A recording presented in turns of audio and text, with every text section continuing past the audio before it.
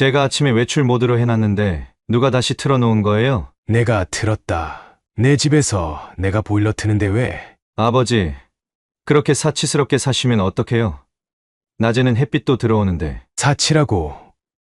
난방비 아낀다고 늙은 아버지를 이렇게 떨게 만드는 게 효도란 말이냐? 지난달에도 가스비가 얼마나 나온지 아세요? 아낄 건 아껴야죠. 생활비며 공과금 같은 것도 제대로 관리 못 하시니까 제가 아버지 재산 관리를 해드린다는 거 아니에요. 어머니, 보험금도 그렇고. 보험금. 내가 감히 그걸 왜 걱정해? 아버지, 이제 연세도 있으시고 저희가 관리해드리는 게 낫지 않겠어요? 그만. 이 집에서 나가라. 더는 못 참겠다. 아버지, 지금 저희 보고 나가라고 하시는 거예요? 일주일 안에 짐 싸서 나가. 이게 내 마지막 말이다. 안녕하세요. 이번 사연은 68세 김철수 아버지의 사연입니다. 김철수 아버지의 사연을 들으시면서 따뜻한 위로와 격려, 그리고 따끔한 조언을 댓글에 남겨주시면 김철수 아버지께 큰 위안과 힘이 되니 많은 댓글 부탁드리겠습니다. 그럼 사연 바로 시작하겠습니다. 낮에 보일러를 틀어놓은 걸 발견한 아들 민호가 한숨을 쉬며 보일러 온도를 낮추던 날. 그날이 모든 일의 시작이었습니다. 평소처럼 혼자 집에 있던 저는 갑자기 추워진 방바닥에 놀라 보일러를 확인하러 갔다가 민호가 보일러를 끄고 간 걸 알게 됐죠. 영하 10도까지 내려가는 추운 겨울. 제가 집에 혼자 있을 때는 보일러도 못 틀게 하더니 정작 자기 방은 훈훈하게 데워놓고 출근한 아들의 이중적인 모습에 깊은 한숨이 나왔어요. 이제 이렇게까지 해야 하나? 방바닥을 쓸쓸히 바라보며 중얼거렸습니다. 저는 평생을 교단에 서며 학생들을 가르쳐온 교사였습니다. 68년의 세월 동안 저는 한 번도 사치스러운 삶을 살아본 적이 없었죠. 수많은 학생들에게 근검절약의 미덕을 가르치며 스스로도 그 가치를 몸소 실천하며 살아왔습니다. 아내와 함께 검소하게 살면서도 아들 민호만큼은 부족함 없이 키워왔다고 자부했습니다. 대학 등록금도 빠듯한 월급에서 아껴가며 보내줬고 대학원까지 마칠 수 있게 지원했죠.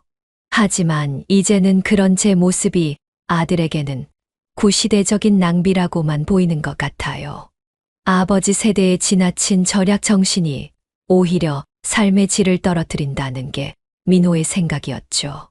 젊었을 때부터 전기세나 가스비에 신경을 많이 썼어요. 월급날이면 꼭 공과금부터 챙겨 납부하는 게 습관이었죠. 그래서인지 살림이 넉넉해진 뒤에도 그런 습관이 몸에 배어 있었어요. 에어컨 하나 들이는 것도 3, 4년 전의 일이었으니까요. 그것도 한여름쯤 통더위에 견디다 못해 설치한 거였습니다. 여보, 우리도 이제 에어컨 하나 들여놓을까요? 더위에 지친 아내가 조심스레 물었을 때도 한참을 고민하다 결정했던 기억이 납니다. 아버지, 집이 왜 이렇게 냉골이에요? 아직도 보일러 안 틀으셨어요? 어느 추운 겨울날 아들네 가족이 주말 점심을 먹으러 왔다가 던진 말이었습니다. 영하 10도까지 내려가는 한파 속에서도 저희 부부는 여전히 두꺼운 옷만 껴입은 채 지내고 있었죠. 현관문을 열자마자 훅 들어오는 냉기에 손주들은 발을 동동 구르며 추위를 호소했어요. 주워 너희 온다길래 2시간 전부터 틀고 있었는데. 제 말에 민호가 놀란 눈으로 쳐다보더군요. 쌍둥이들은 벌써 장갑을 낀 채로 소파에 웅크리고 앉아 있었습니다. 평소 같았으면 할아버지 무릎 위로 올라와 제잘제잘 떠들었을 텐데 추위 때문인지 움직이지도 않았어요. 그럼 원래는 이것보다 더 춥게 지내신다고요? 왜 이렇게 사세요? 민호의 목소리에는 못마땅함이 가득했습니다. 제 대답을 들은 아들 내외의 표정이 좋지 않았어요. 특히 며느리는 손주들의 양말을 만지며 한숨을 쉬었죠. 아버님, 감기 걸리시면 더 큰일이에요. 이제부터라도 보일러 좀 틀고 사세요. 민호가 보일러 온도를 확인하더니 곧장 온도를 올렸습니다. 아버지, 이렇게 하면 금방 따뜻해질 거예요. 요즘에는 다들 이렇게 살아요. 서서히 집안에 온기가 돌기 시작하자 손주들의 표정도 밝아졌습니다. 할아버지, 이제 좀 따뜻해졌어요. 우리 이제 할아버지랑 같이 놀아요. 식사 시간이 되자 식탁에 둘러앉은 가족들의 모습이 참 정겹게 느껴졌어요. 아내가 정성스레 준비한 반찬들을 앞에 두고 손주들은 할머니 음식이 최고라며 연신 칭찬을 했죠. 따뜻해진 실내 온도 덕분일까요? 식사 자리가 유난히 화목해 보였습니다. 그날 이후 저희 부부의 생활이 조금씩 바뀌기 시작했습니다. 아내도 아들 말이 맞다며 조금 더 따뜻하게 지내보자 했어요. 여보, 우리도 이제 나이가 있잖아요. 좀 따뜻하게 지내요. 민호 말대로 감기라도 걸리면 병원비가 더 들잖아요. 평생을 절약하며 살아온 습관이 하루아침에 바뀌진 않았지만 조금씩 보일러 트는 시간이 늘어났습니다. 다음 주말에 다시 찾아온 아들네를 보니 며느리의 얼굴에 안도의 미소가 번졌어요. 아버님, 이제 좀 따뜻하네요. 저번처럼 춥지 않아서 다행이에요. 손주들은 이제 겉옷을 벗고 편하게 뛰어다니며 놀았고 집안은 아이들의 웃음소리로 가득 찼습니다. 할아버지 집이 따뜻해졌어요. 라며 좋아하는 손주들의 모습을 보니 마음이 뿌듯했어요. 아들도 이제야 좀 사람 사는 것 같네요. 라며 웃었죠. 전에는 한 시간도 채 머물지 않고 돌아가던 아들네가 이제는 저녁까지 먹고 가는 날이 많아졌습니다. 주중에도 종종 들르던 민호는 퇴근길에 이것저것 싸들고 오기도 했어요. 아버지, 이거 허리 찜질하는 거예요. 이제 따뜻하게 지내시니까 관절도 한결 낫죠? 아들의 그런 모습을 보면서 변화를 받아들이길 잘했다는 생각이 들었습니다. 그렇게 조금씩 변화하는 동안 집안의 온도만큼이나 가족들의 마음도 따뜻해지는 것 같았습니다. 매주 찾아오는 아들네를 맞이하는 게 큰 기쁨이 되었고 손주들과 보내는 시간도 더없이 소중했죠. 아내도 여보, 우리가 진작 이렇게 살 걸 그랬어요. 라며 행복해했습니다. 그렇게 2년의 시간이 흘렀고 아내는 갑작스러운 교통사고로 세상을 떠났습니다. 창가에 앉아 바깥을 물끄러미 바라보던 어느 날이었죠. 여보, 저 나갔다 올게요. 마지막으로 들었던 아내의 목소리가 아직도 생생합니다. 아내가 시장에 가던 길에 마주친 그 사고만 아니었더라면 매일 아침 눈을 뜨면 옆자리가 텅 비어 있는 게 이렇게 낯설 줄은 몰랐어요. 처음 한두 달은 정신을 차리지 못했습니다. 평생을 함께 살아온 사람이 떠나고 나니 하루하루가 무의미하게 느껴졌죠. 혼자 먹는 밥은 먹는 둥 마는 둥 했고 늘 깔끔하게 정돈하던 집안도 점점 엉망이 되어갔어요. 철수 씨, 이러다 몸 상하겠어요. 밥이라도 제대로 드세요. 동네 사람들의 걱정 어린 말도 귓가에 맴돌기만 할 뿐이었습니다.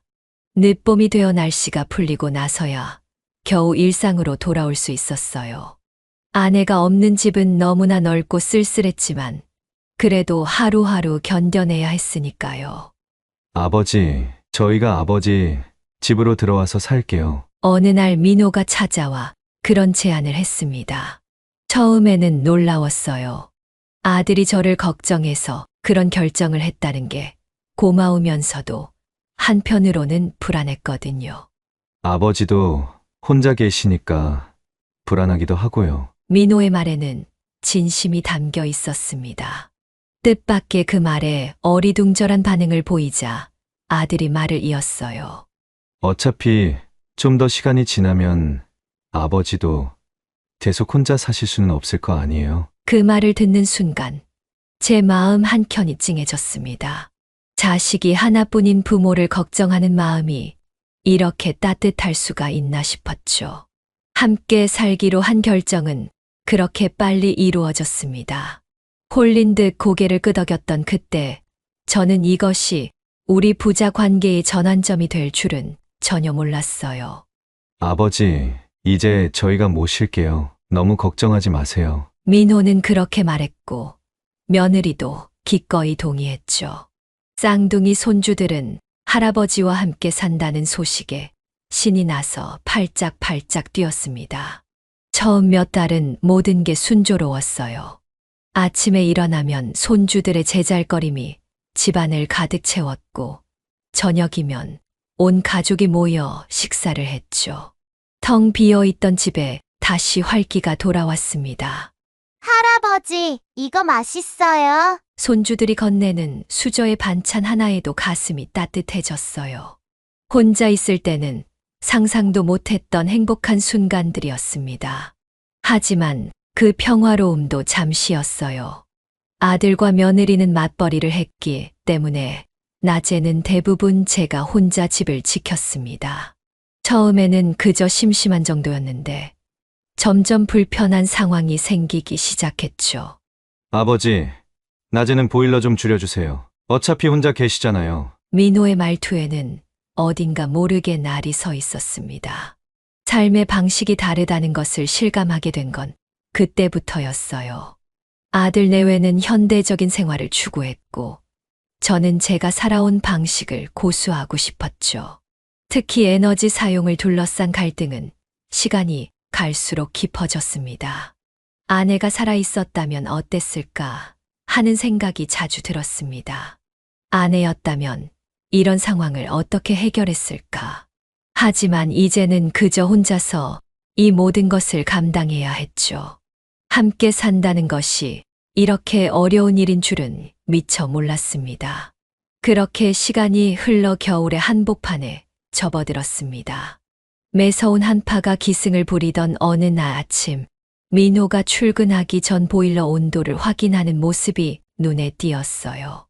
아버지, 이렇게 높게 해놓으시면 안 돼요. 20도면 충분하잖아요. 민호의 말에는 날카로움이 묻어났습니다. 내가 어릴 때는 이렇게 추운 줄 몰랐나 보구나. 제 중얼거림에 민호는 대꾸도 없이 현관문을 나섰습니다. 아들은 매일 아침 출근하면서 보일러를 끄고 갔습니다. 처음에는 제가 모르게 하더니 나중에는 대놓고 외출 모드로 바꿔놓곤 했어요. 아버지, 낮에는 어차피 햇볕이 들어서 따뜻하잖아요. 두꺼운 옷 입고 계시면 되죠. 그 말을 들을 때마다 가슴 한켠이 먹먹해졌습니다. 창가에 앉아 있으면 따뜻하다는 아들의 말처럼 저는 매일 창가 자리를 지키며 차가운 방바닥을 견뎌냈죠. 아버지 세대처럼 살면 우리도 노후 대비를 못해요. 민호의 이런 말들이 서서히 저를 옥죄어 오기 시작했습니다. 어느 날은 제가 감기에 걸려 알아 누웠어요. 춥고 습한 집에서 지내다 보니 면역력이 떨어진 모양이었죠. 아침부터 열이 나고 몸살 기운이 심했지만 약 한 봉지 사오는 것조차 아들의 눈치를 봐야 했습니다. 정작 제가 아플 때도 보일러는 여전히 외출 모드였죠. 감기약은 드셨어요? 며느리가 퇴근길에 사온 약을 건네며 물었지만 그 말에도 진심 어린 걱정은 느껴지지 않았습니다. 상황이 이렇다 보니 며느리와의 관계도 조금씩 서먹해졌어요. 아버님, 저희도 빠듯해서 그래요. 요즘 관리비가 너무 많이 나와서. 며느리는 민호보다는 완곡하게 말했지만 결국 하고 싶은 말은 같았습니다. 어느 날은 제가 빨래를 너무 자주 한다며 싸움이 났습니다. 아버지, 옷 몇 벌 가지고 왜 매일 세탁기를 돌리세요? 전기세 얼마나 나오는 줄 아세요? 평생 깔끔하게 살아온 제 생활 습관마저 아들에게는 사치스러운 낭비로 보이는 모양이었어요. 내가 평생 교단에 서면서 이런 대접 받으려고 너를 키웠으나 목구멍까지 차오르는 말을 삼키며 빨래감을 들고 돌아섰습니다. 더 서글펐던 건 사돈들이 왔을 때였습니다. 제 며느리 친정어머니가 방문하신 날, 민호는 보일러를 평소와 다르게 빵빵하게 틀어놨어요. 엄마, 우리 집 따뜻하지? 며느리의 말에 저는 쓴웃음만 지을 수밖에 없었습니다. 정작 제가 추위에 떨 때는 아무런 관심도 없더니 체면을 차리기 위해서는 아낌없이 보일러를 트는 아들이 너무나 낯설었어요. 참 좋으시겠어요. 이렇게 따뜻한 집에서 사시니. 사돈의 말에 가슴 한켠이 찢어지는 것 같았습니다. 민호야, 내가 어릴 때 기억나니? 내가 감기에 걸려 앓을 때면 너희 엄마랑 나는 밤새 너 옆에서 간호했었는데. 문득 이런 말을 꺼내보고 싶었지만 차마 하지 못했습니다. 지금의 민호는 그런 추억마저 낭비라고 생각할지도 모른다는 생각이 들었거든요. 설상가상으로 관리비 고지서를 받는 날이면 꼭 다툼이 있었어요. 아버지 때문에 관리비가 이렇게 나왔잖아요. 민호는 고지서를 들고 와서는 제게 보여주곤 했습니다. 하지만 저는 알고 있었어요. 밤새 트는 보일러, 매일 사용하는 식기 세척기, 건조기까지. 관리비가 많이 나오는 건 단순히 제 보일러 사용 때문만은 아니었죠. 내가 쓰는 것은 다 필요한 거고 내가 쓰는 것만 낭비니? 이런 말이 목구멍까지 차올랐다가 다시 삼켜지기를 수십 번. 점점 집 안의 공기는 차가워졌습니다. 온도계의 숫자보다 더 차가운 건 서로를 바라보는 눈빛이었어요. 내 집에서 이렇게까지 눈치 보며 살아야 하나? 매일 밤 이불 속에서 이런 생각을 하다 잠이 들곤 했습니다. 함께 산다는 것이 이렇게 서로에게 상처가 될 줄은 몰랐어요. 아내가 살아있을 때는 이런 날들이 올 거라고는 상상도 못했습니다. 퇴직 후에도 절약하며 모아둔 돈이 있었지만 그건 아내와 함께 맞이할 노후를 위한 것이었어요. 하지만 그 돈을 어떻게 써야 할지 망설여졌어요. 아들은 그 통장을 알게 되면 어떤 말을 할까? 생각만 해도 가슴이 답답해졌죠. 저녁 식사 시간도 점점 불편해졌습니다. 다들 각자의 시간에 맞춰 따로 먹기 시작했고, 주말에도 함께 모여 앉는 일이 드물어졌어요. 손주들은 이제 제 방에는 발걸음도 하지 않게 되었고, 거실에서 마주치면 어색한 인사만 나눌 뿐이었죠. 한 집에 살면서도 마치 남처럼 지내는 이 현실이 너무나 고통스러웠습니다. 그러던 어느 날, 민호가 퇴근하고 돌아와 조심스럽게 말을 꺼냈습니다. 아버지, 어머니, 보험금은 얼마나 돼요? 갑작스러운 질문에 저는 숟가락을 내려놓을 수밖에 없었어요. 내가 왜 그걸? 말끝을 흐리는 제게 민호가 말을 이었습니다. 솔직히 아버님 앞으로 된 이 집도 보험금도 제가 관리하는 게 좋지 않을까요? 아버님은 연세도 있으시고. 그 순간 저는 아내가 떠나던 날의 기억이 스쳐 지나갔습니다. 아내가 마지막으로 남긴 보험금마저 이렇게 빼앗기게 될 줄은 몰랐죠. 순간 온몸에 힘이 빠졌습니다. 아내가 남긴 보험금은 제게 마지막 남은 안식처나 다름없었는데 아들은 그마저 가져가려 했어요.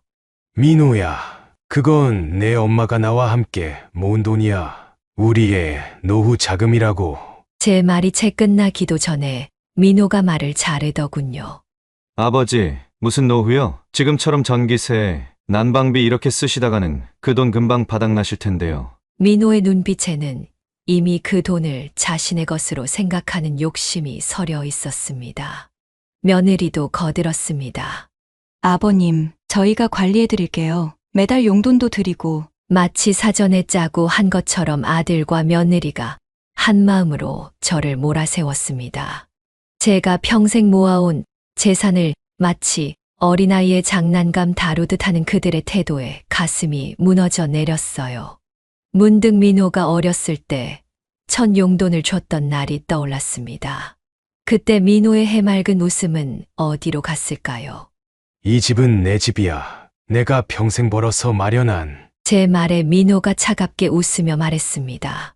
아버지, 그럼 저희 보고 나가라는 말씀이세요? 그동안 아버지 모시느라 저희가 얼마나 희생했는데요. 희생이라. 그 단어가 제 가슴을 파고들었습니다. 자식이 부모를 모시는 것을 희생이라 표현하는 아들의 말에 눈앞이 캄캄해졌어요. 내가 너를 키우면서 희생이라는 말을 한 적이 있더냐? 목구멍까지 차오르는 서러움을 삼키며 중얼거렸습니다. 다음 날부터 아들 내외의 태도는 더욱 노골적으로 변했습니다. 보일러는 아예 제 의견은 묻지도 않고 마음대로 조절했고, 제가 무언가를 하려고 하면, 아버지, 그렇게 하시면 안 돼요. 라는 말이 일상이 되었죠. 마치 치매 환자를 대하듯 모든 행동을 검열하고 통제하려 들었어요. 식사 시간에도 아버지, 그렇게 드시면 안 돼요. 라며 밥그릇까지 감시하기 시작했습니다. 손주들과 이야기를 나누는 것조차 제약이 따랐어요. 할아버지 피곤하시니까 방에 가서 너희들끼리 놀아. 며느리의 말에 손주들은 점점 제 방의 발걸음을 끊었습니다. 설상가상으로 민호는 이웃들에게도 제 험담을 늘어놓기 시작했습니다. 우리 아버지가 연세가 있으셔서 감당하기 힘들어요. 라며 마치 제가 문제 있는 사람인 것처럼 말하고 다녔죠. 평생을 이웃들과 정답게 지내온 제가 이제는 고개를 들고 복도를 걸을 수도 없게 되었습니다. 엘리베이터에서 마주치는 이웃들의 동정 어린 시선이 칼날이 되어 가슴을 찔렀어요. 급기야 어느 날 민호가 변호사와 함께 집에 들어왔어요. 아버지, 이제 법적으로 정리하는 게 좋을 것 같아요. 이 집도 제 앞으로 돌리시고. 제 입에서는 말이 나오지 않았습니다. 평생을 바쳐 키운 자식이 이제는 변호사까지 동원의 저를 몰아세우는 현실이 도저히 믿기지 않았어요. 변호사는 법적 용어들을 늘어놓으며 제 재산을 정리하는 방안을 설명했지만 그 말들은 제 귓가에 맴돌기만 할 뿐이었습니다. 그날 밤 저는 밤새 잠을 이루지 못했습니다. 창밖으로 보이는 달빛이 유난히 차갑게 느껴졌어요. 문득 서랍 속에 있는 아내의 사진을 꺼내보았습니다. 여보, 우리가 그렇게 키운 아들인데 내가 무엇을 잘못한 걸까요? 뜨거운 눈물이 아내의 사진 위로 떨어졌습니다. 민호가 첫걸음마를 떼던 날, 초등학교 입학식 날, 대학 합격 소식을 들었던 날, 그 모든 순간들이 주마등처럼 스쳐 지나갔어요. 화장실을 가려다 우연히 들은 민호 부부의 대화는 제 마지막 희망마저 앗아갔습니다. 여보, 이제 아버님 통장만 받으면 되는 거죠? 응. 변호사님이 다 알아서 해주시기로 했어. 속삭이듯 나누는 그들의 대화에 제 다리에 힘이 빠졌습니다. 벽을 짚고 겨우 제 방으로 돌아와 쓰러지듯 누웠어요. 결국 저는 마지막 결단을 내려야 했습니다. 민호야, 더는 이렇게 살 수 없구나. 떨리는 목소리로 이 말을 꺼냈을 때 민호의 표정은 전혀 동요가 없었어요. 오히려 이런 상황을 기다렸다는 듯한 냉정한 눈빛이었습니다. 더 이상 돌이킬 수 없는 강을 건너고 말았다는 생각이 들었어요. 평생 교직에 몸담으며 제자들을 가르쳤던 제가 정작 가장 소중한 제 자식은 제대로 가르치지 못했나 봅니다. 창밖으로 보이는 밤하늘의 별들이 제 인생처럼 흐릿하게 보였습니다. 민호야, 이제 결정했다. 열흘 안에 이사 가거라. 식사 시간에 던진 제 말에 아들 내외가 숟가락을 멈췄습니다. 평소와 다름없던 저녁 식사 시간, 밥솥에서는 여전히 따뜻한 김이 모락모락 피어오르고 있었죠. 하지만 그 순간부터 식탁의 공기는 차갑게 얼어붙었습니다. 아버지, 갑자기 무슨 말씀이세요? 민호의 목소리는 떨렸지만 그건 분노 때문이었죠. 수저를 든 그의 손이 미세하게 떨리는 것이 보였습니다. 내가 원하는 대로 해줄 수는 없어. 이 집은 내 집이고 보험금도 내 어머니와 내가 함께 모은 거야. 더는 이렇게 못 살겠다. 제 목소리는 의외로 차분했습니다. 어쩌면 이 순간을 위해 수없이 마음의 준비를 했기 때문일지도 모르겠어요. 식탁 위에 놓인 반찬들이 점점 식어가고 있었습니다. 아버지! 민호가 젓가락을 내던지며 소리쳤습니다. 젓가락이 바닥에 떨어지며 내는 소리가 이 순간을 더욱 극적으로 만들었어요. 우리 보고 당장 나가라고요! 이게 말이나 됩니까? 며느리는 울음을 터뜨렸고 손주들은 놀란 눈으로 상황을 지켜보고 있었죠. 평소 장난기 가득했던 아이들의 눈빛이 처음으로 두려움으로 가득 찬 것을 보았습니다. 아버지가 정 그러시겠다면 우리도 법적으로 해결하겠습니다. 이 집 명의가 아버지 앞으로만 되어 있는 것도 아니잖아요. 민호의 목소리에는 이미 아들의 정이 느껴지지 않았습니다. 마치 법정에 선 변호사처럼 차갑고 날카로웠죠. 그 순간 저는 지난 40년간의 교직 생활 중 가장 반항적이었던 학생을 상대하던 때가 떠올랐습니다. 그날 밤 집안은 얼어붙었습니다. 손주들은 울면서 방으로 들어갔고 며느리는 친정에 전화를 걸어 하소연을 했어요. 엄마, 어떡해요? 아버님이. 흐느끼는 목소리가 베란다 너머로 들려왔습니다. 민호는 베란다에서 담배를 연신 피워댔죠. 푸른 담배 연기가 차가운 밤 공기 속으로 흩어지는 모습이 우리 가족의 현재를 보는 것 같았습니다. 이렇게 될 줄 알았으면 처음부터 같이 살지 말걸. 며느리의 한숨 섞인 목소리가 들려왔습니다. 다음 날 아침 민호는 변호사를 다시 데려왔어요. 출근 시간도 아랑곳하지 않고 일찍부터 찾아온 것을 보니 밤새 준비했나 봅니다. 아버님, 이 집은 단순히 아버님의 재산이 아닙니다. 어머님과 공동 재산이기도 하고 상속권이 있는 자식으로서 변호사의 말에 제가 웃으며 끊었습니다. 교단에서 수없이 해왔던 그 미소, 학생들의 반항을 지그시 누르던 그 미소로 말이죠.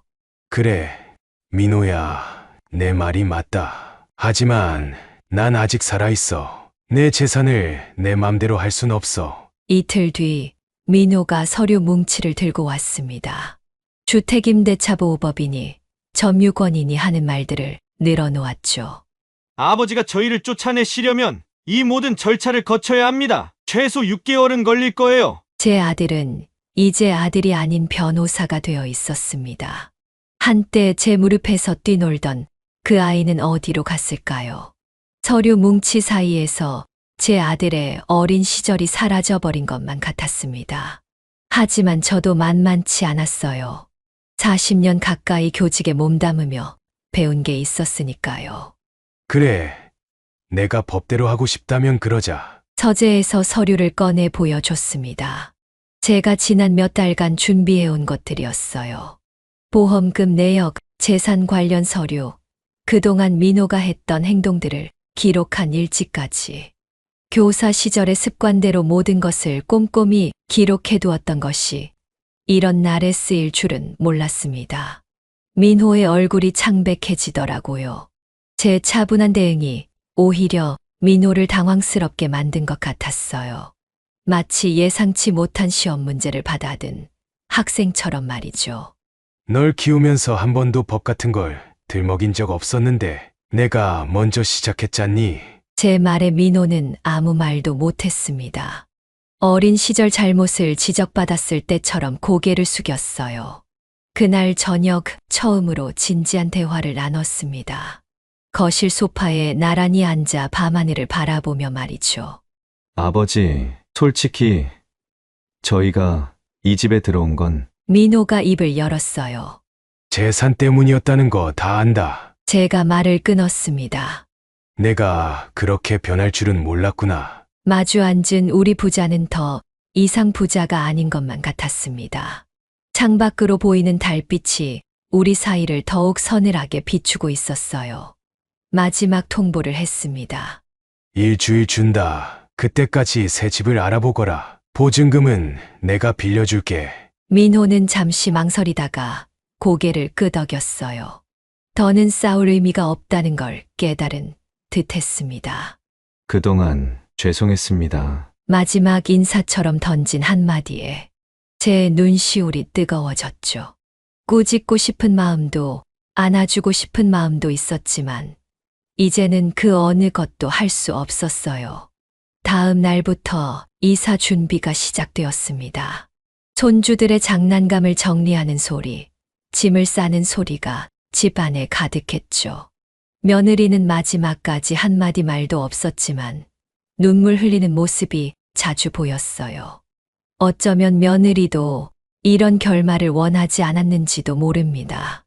마지막 짐을 싸는 날, 손주들이 제 방을 찾아왔습니다. 할아버지, 우리 또 볼 수 있죠? 천진한 목소리에 제 마음이 무너져 내렸어요. 그럼 할아버지가 보고 싶을 때 언제든 찾아갈게. 그렇게 말은 했지만 앞으로 아들 가족을 다시 만날 수 있을지는 모르겠습니다. 이제 우리 사이에는 돈이라는 보이지 않는 벽이 세워졌으니까요. 결국 아들 내외는 이사를 갔습니다. 짐을 실은 용달차가 골목을 빠져나가는 것을 창밖으로 지켜보았어요. 쌍둥이 손주들은 마지막까지 뒤돌아보며 손을 흔들었지만 민호와 며느리는 끝내 고개도 돌리지 않았습니다. 아이들의 작은 손이 시야에서 사라질 때까지 창가에 서 있었어요. 용달차가 코너를 돌아 완전히 사라지고 나서야 저는 천천히 거실로 발걸음을 옮겼습니다. 그렇게 1년 만에 우리의 동거는 막을 내렸어요. 처음 며칠은 적응이 쉽지 않았습니다. 갑자기 찾아온 정막이 무거웠어요. 아침에 일어나면 들리던 손주들의 제잘거림도 저녁 시간에 식사 준비 소리도 없었죠. 텅 빈 집안을 돌아보며 문득 서글퍼지기도 했습니다. 아이들이 사용하던 방에는 여전히 그들의 흔적이 남아 있었어요.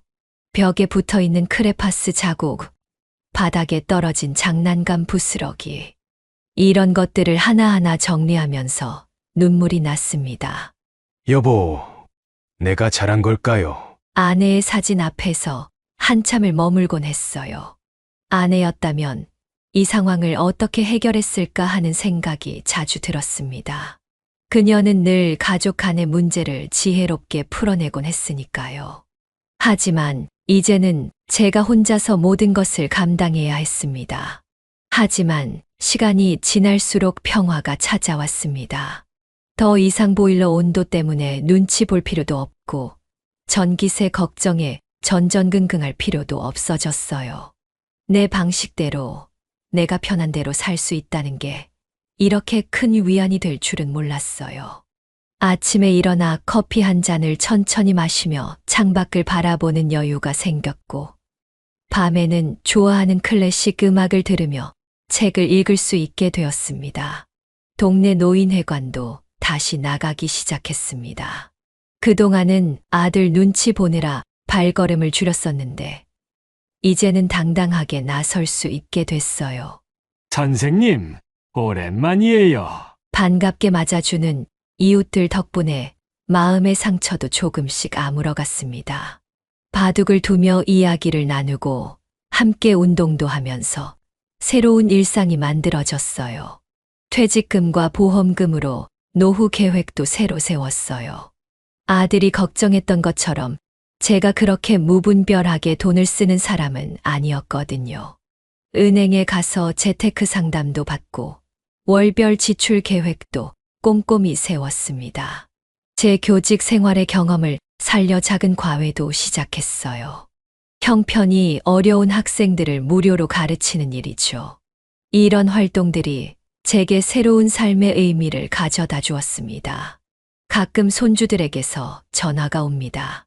할아버지, 보고 싶어요. 아이들의 목소리를 들으면 마음이 아프지만 이제는 담담하게 받아들일 수 있게 되었어요. 통화할 때마다 아이들의 목소리가 조금씩 달라지는 것을 느낍니다. 자라나는 손주들의 모습을 직접 볼 수는 없지만 전화로나마 그들의 성장을 느낄 수 있다는 것에 감사하고 있어요. 몇 달 전부터는 글쓰기를 시작했어요. 40년 교직 생활의 추억들, 아내와의 추억, 그리고 최근의 일들까지 모든 것을 일기처럼 써내려가고 있습니다. 처음에는 서툴렀지만 글을 쓸수록 마음이 정리되는 느낌이에요. 특히 민호와 관련된 이야기를 쓸 때면 예전에는 못 보았던 새로운 시각으로 상황을 바라볼 수 있게 되었습니다. 이제는 매일 아침 일찍 일어나 동네 한 바퀴를 돕니다. 봄에는 벚꽃이 흩날리는 길을 걷고 여름에는 아침 햇살을 받으며 걷습니다. 가을이면 낙엽을 밟으며 걷고 겨울에는 하얀 눈을 바라보며 걷죠. 계절의 변화를 온전히 느끼며 걷는 이 시간이 하루 중 가장 행복한 순간이 되었어요. 지난주에는 오랜만에 꿈에서 아내를 만났습니다. 꿈 속의 아내는 제가 기억하는 그대로의 모습이었어요. 여보, 이제 좀 편해졌어요? 묻는 아내의 말에 고개를 끄덕였어요. 그래요. 이제야 조금 알 것 같아요. 혼자여도 괜찮다는 걸. 꿈에서 깨고 나서도 마음이 따뜻했습니다.